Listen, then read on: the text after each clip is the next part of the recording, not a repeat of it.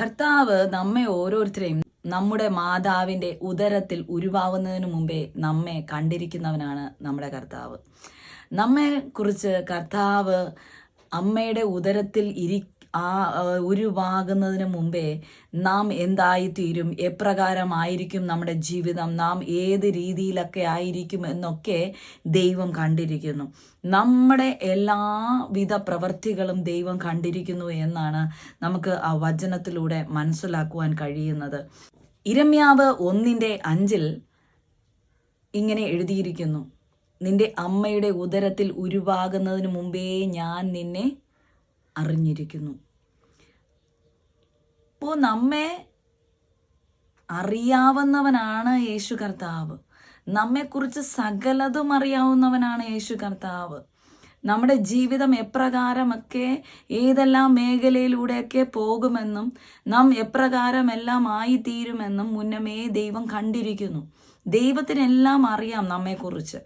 പക്ഷേ ദൈവം ആഗ്രഹിക്കുന്ന രീതിയിൽ നമ്മെ മെനഞ്ഞെടുക്കുവാൻ ദൈവം ആഗ്രഹിക്കുന്നുണ്ട്. ദൈവത്തിൻ്റെ സന്നിധിയിൽ ദൈവത്തിൻ്റെ ഇഷ്ടപ്രകാരം നാം ജീവിക്കുന്നവരായി മാറണം. നമ്മുടെ ജീവിതത്തിൽ നാം എപ്പോഴും ദൈവത്തിനെ സന്തോഷിപ്പിക്കുന്ന വ്യക്തി ജീവിതങ്ങളായി മാറണം.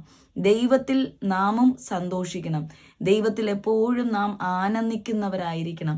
ദൈവത്തെ എപ്പോഴും മഹത്വപ്പെടുത്തുന്നവരായിരിക്കണം. ഞാൻ എപ്പോഴും പറയുന്ന ഒരു കാര്യമാണ്, എല്ലാറ്റിനും ദൈവത്തോട് നന്ദിയുള്ളവരായിരിക്കണം. ദൈവം നമ്മെ നമ്മുടെ മാതാവിൻ്റെ ഉദരത്തിൽ ഉരുവാകുന്നതിന് മുമ്പേ നമ്മെ അറിഞ്ഞിരിക്കുമ്പോൾ, നമ്മെ കണ്ടിരിക്കുമ്പോൾ ആ കർത്താവിനെ നാം മുറുകെ പിടിക്കണം. ആ കർത്താവിനെ നാം സന്തോഷിപ്പിക്കണം. നമ്മുടെ ഓരോ പ്രവൃത്തികളും കർത്താവിന് സന്തോഷം പകരുന്നതായിരിക്കണം. നമ്മുടെ ഇഷ്ടമാകരുത് ദൈവമക്കളെ നാം ചെയ്യേണ്ടത്.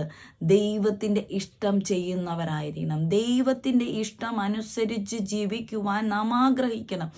ദൈവം എപ്രകാരമൊക്കെ നാം ജീവിക്കണമെന്ന് ആഗ്രഹിക്കുന്നുവോ അതിൻ പ്രകാരം നാം ഓരോരുത്തരും ജീവിക്കണമെന്ന് നാം ആഗ്രഹിക്കണം. നമ്മുടെ ബൈബിളിൽ വ്യക്തമായി എഴുതിയിട്ടുണ്ട് നാം എപ്രകാരമൊക്കെ ജീവിക്കണമെന്ന്.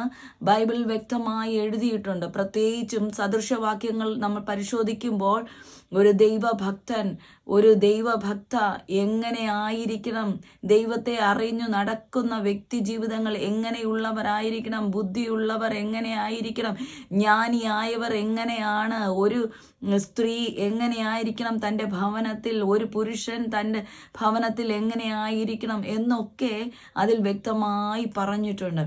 മാതാപിതാക്കൾ എങ്ങനെയായിരിക്കണം, മക്കൾ എങ്ങനെയായിരിക്കണം എന്നൊക്കെ അതിൽ വ്യക്തമായി പറഞ്ഞിട്ടുണ്ട്. ആ സദൃശവാക്യങ്ങൾ നാം വായിച്ചു മനസ്സിലാക്കി നാം ജീവിക്കുകയാണെങ്കിൽ നമ്മുടെ ജീവിതത്തിൽ തന്നെ വളരെ മാറ്റങ്ങൾ നമ്മുടെ ജീവിതത്തിൽ ഉണ്ടാവുകയും ചെയ്യും. നമ്മുടെ പ്രവൃത്തികൾ നമുക്ക് തന്നെ മാറ്റിയെടുക്കുവാൻ സാധിക്കും. നാം ഇന്ന് ചെയ്തുകൊണ്ടിരിക്കുന്ന ദൈവഹിതമില്ലാത്ത പല പ്രവൃത്തികളും കാണും. നമുക്കറിയാൻ പാടില്ലാത്ത പല പ്രവൃത്തികളും കാണും. നാം നിസ്സാരമായി കണ്ടുകൊണ്ട് പ്രവർത്തിക്കുന്നതായ പല പ്രവൃത്തികളും കാണും. പക്ഷേ നാം നിസ്സാരമായി കാണുന്നത് ദൈവം നിസ്സാരമായി കണക്കാക്കത്തില്ല.